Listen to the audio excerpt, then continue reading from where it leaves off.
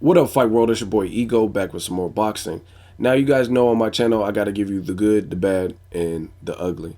So, in my last couple of videos, I gave Canelo props for a spectacular performance against Alfredo Angulo.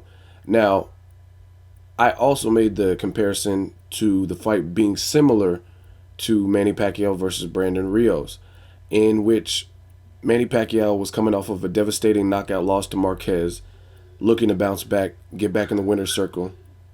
And so is Canelo. Canelo lost to Mayweather, and he's looking to get back in the winner's circle.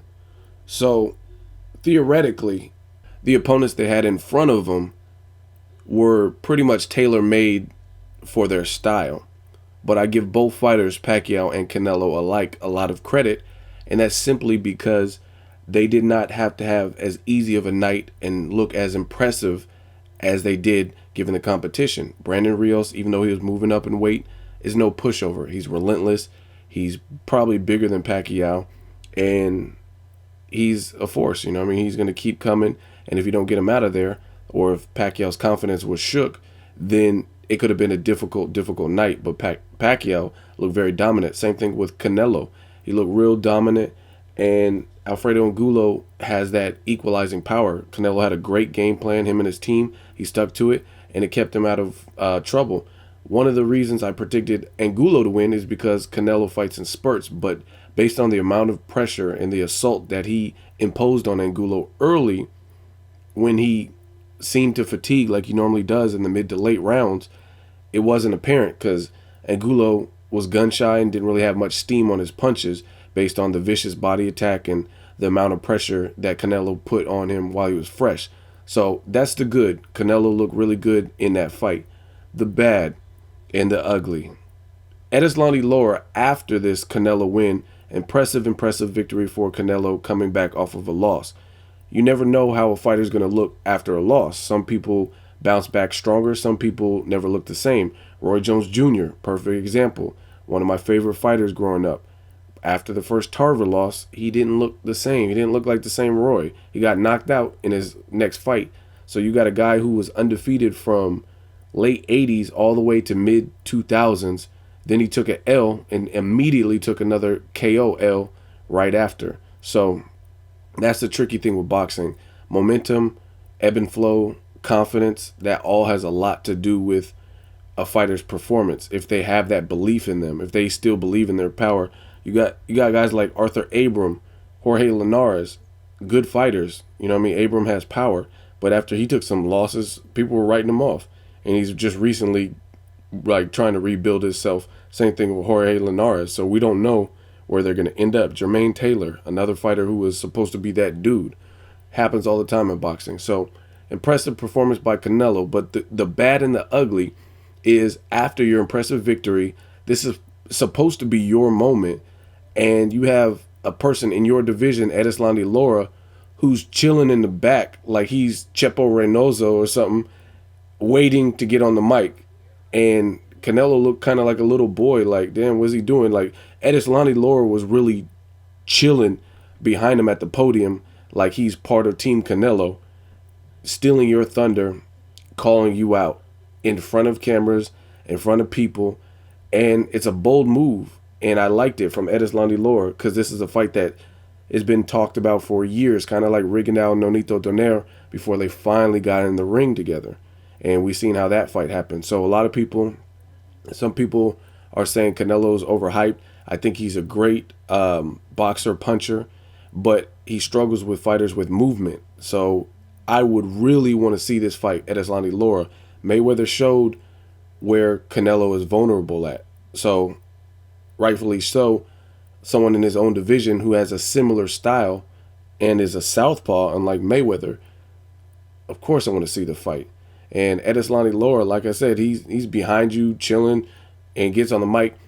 I might be a little rusty with my Spanish, but from what I gathered, he basically said, good evening. Basically, we fight in the same division, and when can we give the fans what they want? And me and you fight. That's basically what he said, what I gathered. And Canelo then spoke to the people. He's like, oh, you guys want to see this? You guys want to see the fight? And some people in the crowd uttered, see. So yes. And then Canelo said something like, "Isn't that your manager?" And then the people started laughing. But people, including myself, really want to see this fight. It's a fight that actually solidifies the top contender at 154 pounds. Mayweather, he's not a full-time resident at 154 pounder, and I think he went on record saying unless it's really, really worth it, he's gonna fight the rest of his career at 47. So these are people who claim to be at 154. So for me, I feel like, what other fight is there? Like, this is the fight that means a damn. Sergio Martinez, Canelo, that's happening at 160. We still have to see the outcome of that. This is a fight that can happen. So I want to see Erislandy Lara get his opportunity. He's had a tough schedule, and some people say Canelo's still overhyped.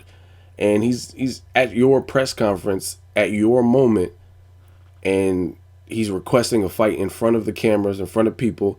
He didn't go on Twitter and start a war on Twitter. And Canelo was basically saying, this is not the approach you take to try to get a fight with me. And he just looked like, kind of looking down. He looked like a little boy. You know what I mean? Canelo looked like a little boy. I'll be damned if I let somebody steal my moment. Like, if I'm accepting the Academy Award and then Erislandy Lara fucking Kanye Canelo, just like Kanye did to numerous people, most famously Taylor Swift. So Canelo, you got to do something. You got to do something, baby. You got to do something. You can't let him Kanye you, get on the mic and steal your thunder on your night, the night you have a victory.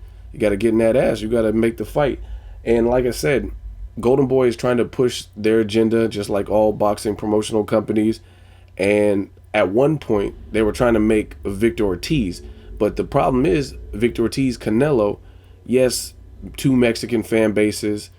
They both have a name in the sport. But Victor Ortiz doesn't have the heart in it. So, like, I mean, at one point, it seemed like it could have been a good fight.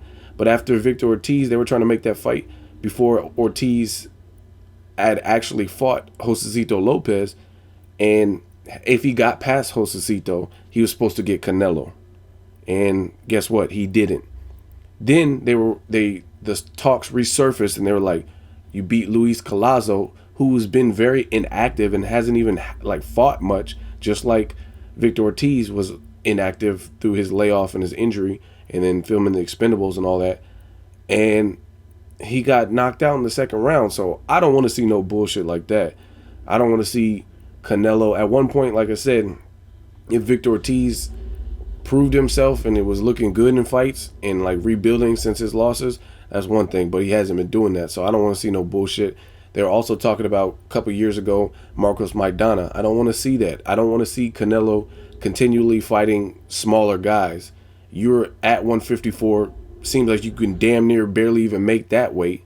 You know what I mean? You had to push the weight limit up to 155 in the Angulo fight. I don't want to see you keep picking people from 147, Maidana come up. The only person I would perhaps maybe even want to see come up from 47 to fight you is Keith Thurman, because he's fought at 54 and it looked like his power transition. And that would be still kind of foolish because Keith Thurman has business at 47. There's plenty of good fights down at 47 for him. So I think it's Erislandy Lara or Kirkland. Really, other than that, who's looked good in recent performances that you haven't faced that would make sense? Vanes Martirosyan hasn't looked like much. Even I would be okay with the Demetrius Andrade and Canelo fight just because it's a young, slicker, up-and-comer. Take his O, you know what I mean? A former Olympian. Fight him, beat him. But it has to be one of them dudes, man. Demetrius, Erislandy Lara, who's been calling you out for years, or James Kirkland. Leave a comment, let me know what you guys think. As always, hate, comment, or subscribe. Till next video, it's Ego signing off.